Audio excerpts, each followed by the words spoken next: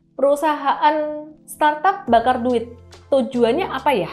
Kenapa sih banyak perusahaan startup atau perusahaan rintisan yang mereka tuh rela nggak cuan dulu di awal? Rugi terus, boncos terus. Sebenarnya apa yang mereka cari? Apa yang mereka pentingkan? Apakah cuma passion dan mereka nggak doyan duit? Atau mereka menginginkan sesuatu yang lebih besar daripada cuan itu sendiri. Tonton video ini dari awal sampai akhir supaya kamu tahu bedanya perusahaan startup dan perusahaan konvensional, gimana cara mereka make money, dan membantu kamu mengambil keputusan, kamu mau jadi yang mana. Halo, saya Ellen May, saya seorang trader saham, investor, dan juga pebisnis, dan aku senang sekali membagikan insight-insight tentang trading, investasi, dan bisnis entrepreneurship buat teman-teman semuanya dari pengalaman hidup aku. Semoga bermanfaat ya. Perusahaan startup atau perusahaan rintisan, baik mereka yang masih kecil ataupun yang udah bertumbuh jadi unicorn. Kadang-kadang kita lihat di dalam laporan keuangannya, terutama yang udah IPO, kita ngelihat bahwa perusahaan ini tuh masih rugi, terus bahkan ruginya tuh bisa sampai triliunan. Cuman masih bisa bertahan menjadi perusahaan yang besar. Gimana sih caranya mereka bertahan? Kita semua tahu, dari duit investor. Tapi sebenarnya mau sampai kapan ya? Mereka tuh sebenarnya doyan duit nggak sih founder-foundernya itu? Ya sama-sama mau duit, tapi caranya beda dengan perusahaan konvensional. Kalau perusahaan konvensional dapat duit dengan cara menghitung laba. Laba itu ya simple aja, dari income dikurangin semua expense, didapatlah laba atau keuntungan. Secara normal, setiap perusahaan itu maunya cuan. Tapi beda dengan perusahaan startup atau perusahaan new economy, seringkali disebut new economy. Fokusnya mereka ternyata bukan mendapatkan cuan atau laba di awal.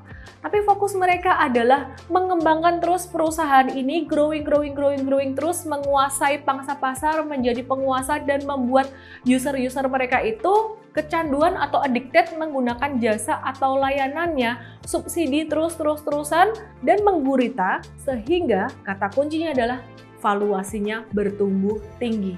Dengan adanya pertumbuhan, growth, dan juga cerita-cerita rencana pengembangan yang spektakuler, yang luar biasa, akan membantu perusahaan startup ini untuk mengalami kenaikan valuasi. Ada beberapa matriks atau ukuran yang dipakai untuk mengukur growth atau perkembangan dari perusahaan startup ini yang bisa dijual ke investor-investor berikutnya sehingga valuasinya menjadi semakin tinggi. Yang pertama, jumlah pengguna aplikasi. Jadi kalau jumlah pengguna aplikasinya banyak, itu menjadi satu pencapaian buat mereka. Seperti contohnya, ada satu perusahaan digital, Bank Newcomers, yang dalam beberapa waktu ini pertumbuhan jumlah pengguna aplikasinya itu sangat tinggi sekali. Kemudian yang kedua, GMV. GMV itu apa sih? GMV itu adalah jumlah transaksi yang masuk ke keranjang beli, terutama bagi perusahaan e-commerce, tapi belum ditransaksikan, belum dibayar sebenarnya. Nah, jadi masih kotor banget nih untuk GMV ini menjadi satu matriks gitu. Kemudian yang ketiga, TPV. TPV ini lebih bersih daripada GMV.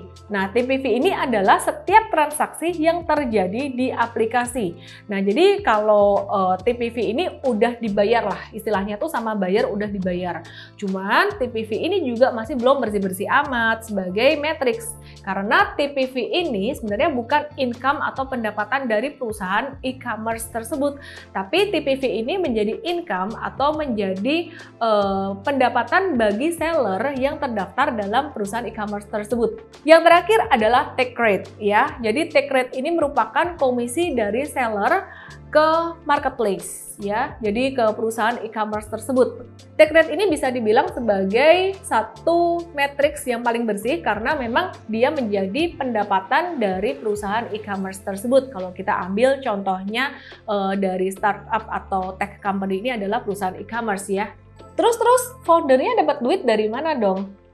Masih belum terjawab nih.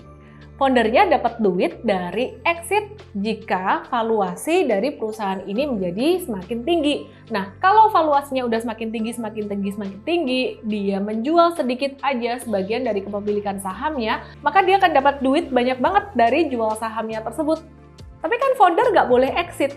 Iya, founder nggak boleh exit semuanya, tapi exit dikit-dikit boleh ya. Jadi ini ada beberapa teman aku juga, mereka founder perusahaan startup dan mereka udah jualan sebagian dari kepemilikan sahamnya di perusahaan ini dan wow, hanya dalam waktu beberapa tahun di usia yang early 30 mereka dapat duit puluhan miliar bahkan mencapai 100 miliar lebih. Kepengen nggak? Kepengen kan? Aku mau kasih contoh lain nih. Di Amerika ada kejadian USV yang pernah hold 28% saham Coinbase di 2019, tapi setelah IPO 2021 USV jualan terus-menerus dan tersisa 7,3% aja kepemilikannya. Cuman aku mau kasih tahu satu hal teman-teman, bahwa kamu juga melihat banyak sekali perusahaan startup yang boncos. Contohnya seperti ini.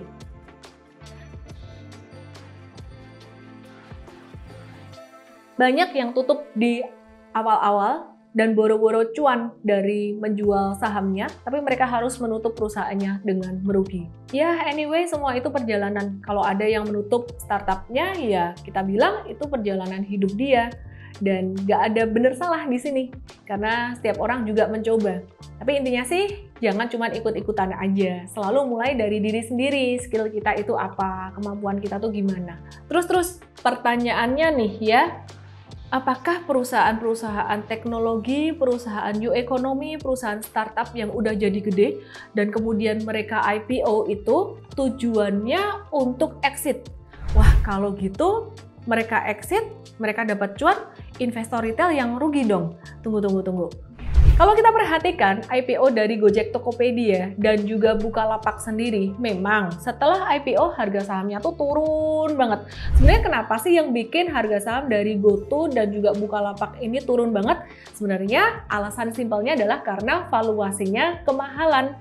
Investor besar atau investor institusi, mereka juga pakai logika, mereka pakai nalar, dan biasanya dasar pengambilan keputusan mereka yaitu dengan value investing. Artinya mereka nggak mau beli perusahaan dengan valuasi yang mahal. Jika fundamental perusahaannya masih belum oke, mereka juga akan melihat cash flow-nya gimana, labanya gimana. Kalau nggak cuan ya males lah. Jadi apakah ada exit dari investor-investor lama pada dua perusahaan ini? Mungkin saja, seperti contohnya pada Bukalapak 4 hari setelah IPO, ada investor yang jualan lewat broker Citigroup sampai 11 triliun rupiah. Perkiraan waktu itu harga saham Bukalapak di Rp965. Jadi kalau asumsinya mereka beli pas IPO, mereka udah bisa cuan Rp13,52. Cuman ini bukan investor lama nih kayaknya. Ya, jadi investor yang baru masuk pas IPO, di awal pre-IPO mereka profit taking gitu. Terus bicara tentang saham GoTo nih, Gojek Tokopedia. Pada waktu lock up periodnya dibuka pada tanggal 30 November, harga sahamnya turun. Dan setelah itu 1 Desember juga masih turun. Sebelumnya memang udah didahului dengan downtrend terus. Jadi pertanyaannya, apakah investor lama exit? Ya mungkin aja, dan itu hak mereka sih. Jadi sebenarnya kita juga nggak perlu merasa dirugikan, wah investornya jualan. Ya itu udah hak mereka, kalau sudah sesuai dengan aturan ya nggak salah juga gitu.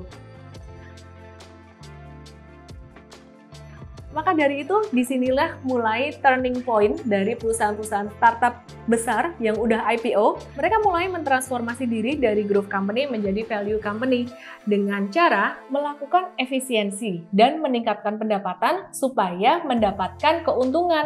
Ya mau gimana lagi, valuasi udah mahal, udah tinggi, kalau mau dapat duit dari investor terus agak sulit juga kan? Apalagi jika ditambah dengan situasi di mana The Fed naikin suku bunga terus dan likuiditas duit di Amerika tuh semakin berkurang. Apa tujuan dari efisiensi itu sendiri? Ya tujuannya supaya bisa cuan lah ya. Kalau nggak cuan, udah kemahalan valuasinya. Nggak ada investor yang masuk. Siapa yang mau mendanai bisnis operasionalnya? Investor mau masuk ya jika company sehat secara fundamental, murah secara valuasinya, masuk akal. Tapi apakah semua perusahaan teknologi yang IPO tuh kayak gitu ya? Valuasinya mahal, terus mau cuan susah banget. Ternyata ada loh satu perusahaan teknologi yang udah IPO juga, yang ternyata kalau dia mau cuan itu bisa cepet banget. Penasaran kan? Langsung aja download aplikasi mTrade karena kita akan buatin risetnya di situ. Jadi aku nggak bahas di YouTube ini supaya nggak dibilang pom-pom saham nih. Nah, sekarang yang ada dalam kendali kita sebenarnya adalah menilai saham mana yang kita bisa investasikan baik secara fundamental maupun secara teknikal, itu yang ada di dalam kendali kita. Merasa video ini bermanfaat? Jangan lupa subscribe dan juga share ke teman-temanmu. Saya Ellen May, salam profit!